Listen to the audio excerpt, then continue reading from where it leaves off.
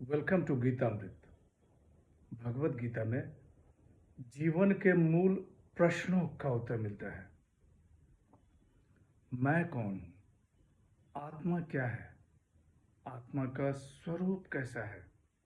गीतामृत में इन्हीं विषयों का वर्णन सरल शब्दों में। Gita is eternal science and researching Gita we get amrit. अहम ब्रह्मास्मि, मैं आत्मा हूँ।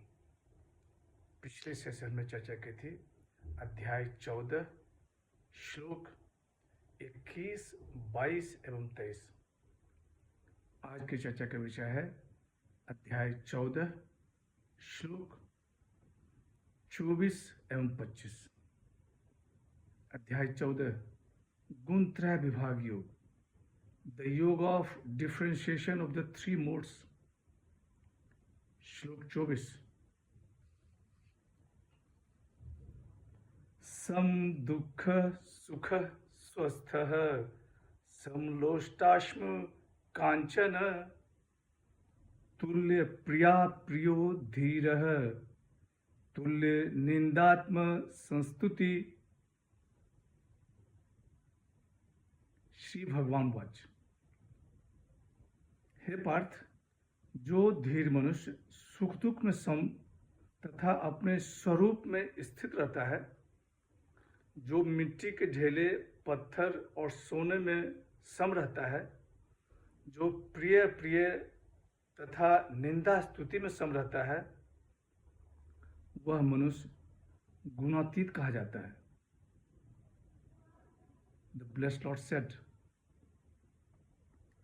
he who regards pain and pleasure alike, who dwells in his own self, who looks upon a clod, a stone, a piece of gold as of equal worth, who remains the same in pleasant and unpleasant thing, who is firm in mind,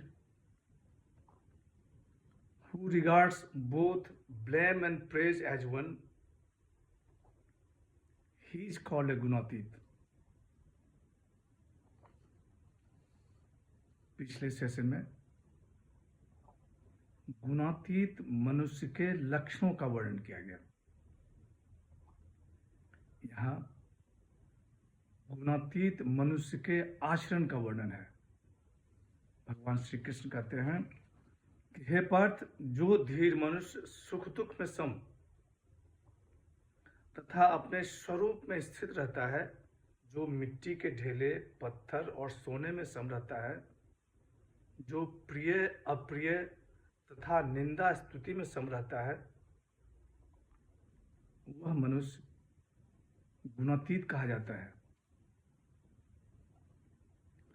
सम दुख सुख स्वस्थ, वे सुख दुख में सम और अपने स्वरूप में स्थित रहते हैं।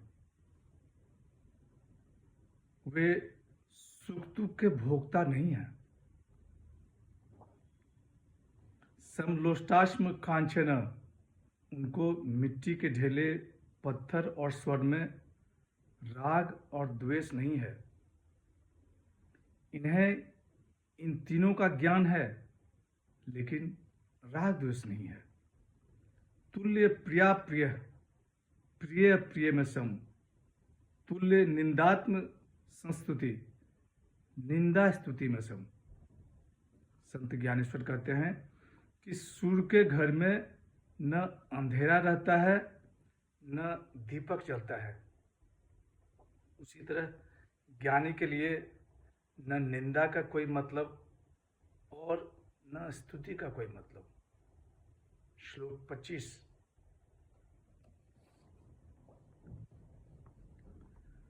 मानापमान यो तुल्यः तुल्यो मित्रारिपक्षयोः सर्वारंभ परित्यागी गुणातीतः स उच्यते। श्री भगवान वाच। हे पार्थ, जो मान अपमान में तथा मित्र शत्रु के पक्ष में सम रहता है और जो संपूर्ण कर्मों के आरंभ का त्यागी है, वह मनुष्य गुणातीत कहा जाता है। The blessed Lord said, "He who is same in honor and dishonor, and same to friends and foes, and who has given up all initiatives of actions, he is said to have risen above the moods." भगवान श्री कृष्ण कह रहे हैं कि जो मान अपमान में तथा मित्र शत्रु के पक्ष में सम रहता है और जो संपूर्ण कर्मों के आरंभ का त्यागी है, वह मनुष्य गुणातीत कहा जाता है। मान अपमान तुल्य हो, कोई उनका मान करे या अपमान करे, उन पर कोई असर नहीं पड़ता। गुणातीत मनुष्य का शरीर के साथ तादात्म्य नहीं रहता है। तुल्यो मित्रारि पक्षो, वे मित्र शत्रु के पक्ष में सम रहते हैं। उनके दृष्टि में न कोई मित्र न कोई शत्रु, उनका व्यवहार कभी भी पक्षपात नहीं होता। सर्वारंभ परित्यागी, वे संपूर्ण कर्मों के आरंभ के त्यागी होते हैं।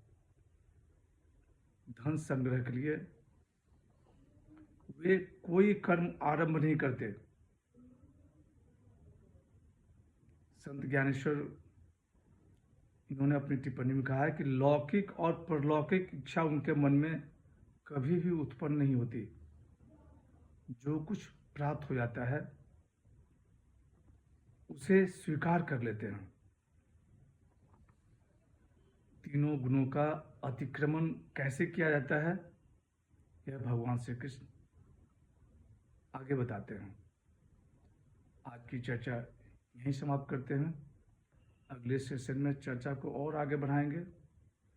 यदा यदा हि धर्मस्य ग्लानिर्भवति भारत, अभ्युत्थानम् अधर्मस्य तदात्मानं सृजाम्यहम्। हरे कृष्ण।